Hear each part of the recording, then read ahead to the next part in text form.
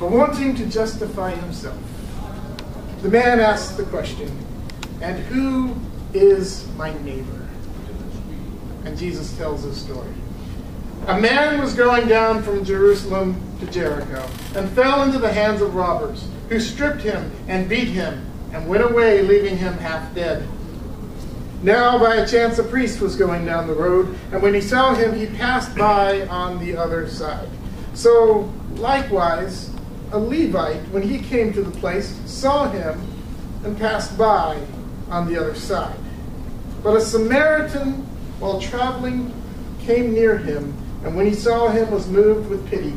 He went to him and bandaged his wounds, having poured oil and wine on them. Then he put him on his own animal, brought him to an inn, took care of him. The next day he took out 2 denarii, gave it to the innkeeper, and said, "Take care of him, and when I come back, I will repay you whatever more you spend." Which of these 3 do you think was a neighbor to the man who fell into the hands of robbers?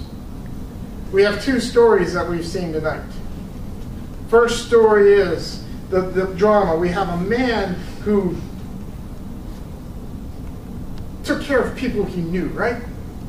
Took care of people who were his own. His family was in trouble. We have no doubt what we're going to do if our family's in trouble, right? Somebody's picking on your family, you're there. My sister and I hated each other, as brothers and sisters do. I was the annoying younger brother. If you have one of those, you know what I'm talking about. If you are one of the younger siblings, you know what I'm talking about. The one that was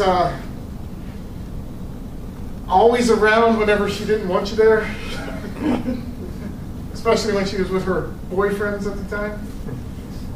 And my sister and I, we fought like cats and dogs. I mean, if there is a fight to be had, we had it. If there was something, physical, I kicked her over a coffee table once.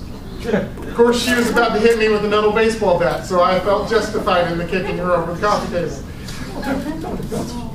So, yeah, it was like WrestleMania 3 in cages, no holds barred.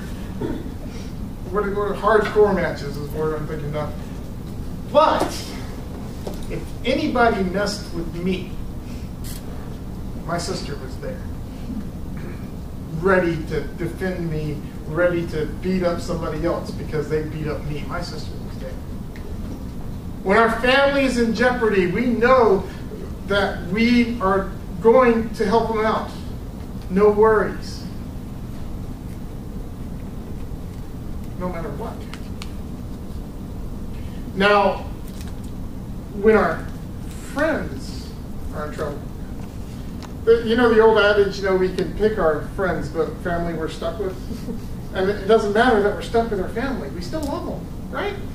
Yeah, they could be the most annoying people in the world that you have to deal with on Christmas Eve, Christmas Day, Thanksgiving, birthdays. I don't want to see these people ever again. But if they are in trouble, the love that we have for our families surpasses everything else. Because it's our family. And we will stick together no matter what. That's the love. That's the same. That's the love God has for us. That's the love that we've got to share with other people, that we have no problem sharing with people. But then it comes to the friend situation. Yeah, I've had some friends that, if something happens to them, I'm there, no worries, no problem. Their house is on fire. I'm jumping in. I'm catching them. I'm getting them out. If somebody's messing with my friends, I'm jumping in. Going to catch them. If there's more than 20 people messing with one of my friends, he's on his own. So 19 is okay. 19 maybe. I'll think about it. 19 is 911. There's a problem. But 5 people messing with a friend of mine, I'm in there to help them out. 6 people, maybe not. Depending on how big and mean they are. Yeah, we have that.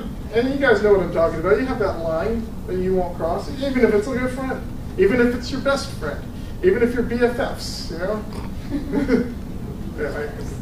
whatever that is. And then you've got the other line that we saw: the people you have no idea who they are. You've never met them before. You don't know what's going on in their lives. And you see they go into a problem, right? There's an issue there. They're getting beat up and abused. And your first thought is, good luck, man. You look like a nice person, but I can't help you. It's true. We've all been there. We've all seen that stranger stranded on the side of the road, right? Hood up. And guys, if she's cute, you're going to stop and at least look. You know, girls, if you want to get guys' attention to help them out, just open up the hood of your car and look like you're doing something. Guys will show up and say, do you need some help? But we see this person on the side. If it's another guy, he's on his own, he can handle it. You know? Dude, that's fine. We'll call the police later. But we see people hurting every day, and if we don't know them, we rate on a scale of, do I know this person or not, or whether or not we want to help them out. If it's family, we're there. If it's friends, we'll get there eventually. If it's somebody we don't know, you're on your own. Is that right? I don't want to make y'all feel guilty about not helping people out, but the love of God says if you only love the people who you know, then what good is that? Because anybody can do that. If you're only going to love the person because they can love you back, if you're only going to do something for somebody because they can do something for you, that's not love. That's selfish.